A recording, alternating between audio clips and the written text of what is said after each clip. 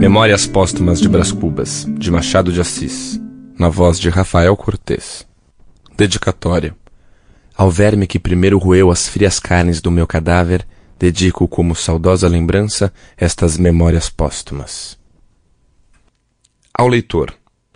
Que Stendhal confessasse haver escrito um de seus livros para 100 leitores, coisa que admira e consterna.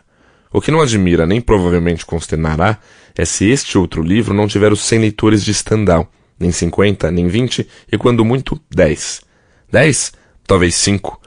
Trata-se, na verdade, de uma obra difusa, na qual eu, Brás Cubas, se adotei a forma livre de um Sterne, ou de um Xavier de Mestre, não sei se lhe meti algumas rabugens de pessimismo.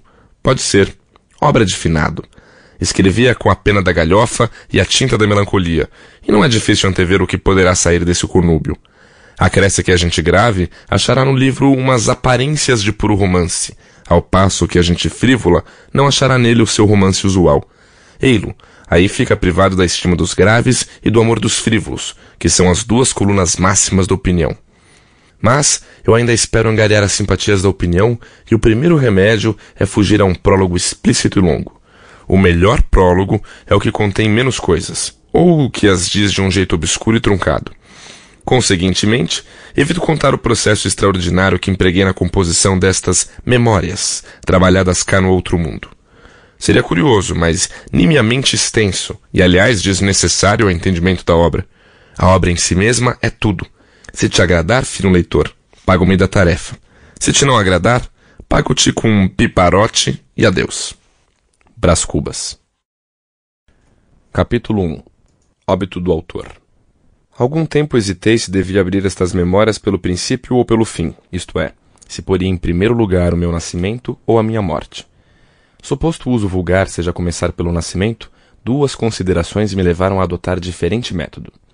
A primeira é que eu não sou propriamente um autor defunto, mas um defunto autor, para quem a campa foi outro berço. A segunda é que o escrito ficaria assim mais galante e mais novo. Moisés, que também contou a sua morte, não a pôs no introito, mas no cabo, diferença radical entre este livro e o Pentateuco. Dito isto, esperei às 2 horas da tarde de uma sexta-feira do mês de agosto de 1869, na minha bela chácara de Catumbi.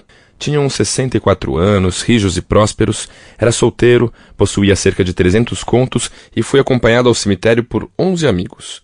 11 amigos! Verdade é que não houve cartas nem anúncios. Acresce que chovia, peneirava, uma chuvinha miúda, triste e constante, e tão triste, que levou um daqueles fiéis da última hora a intercalar esta engenhosa ideia no discurso que proferiu à beira de minha cova. Vós que o conhecestes, meus senhores, vós podeis dizer comigo que a natureza parece estar chorando a perda irreparável de um dos mais belos caracteres que tem honrado a humanidade.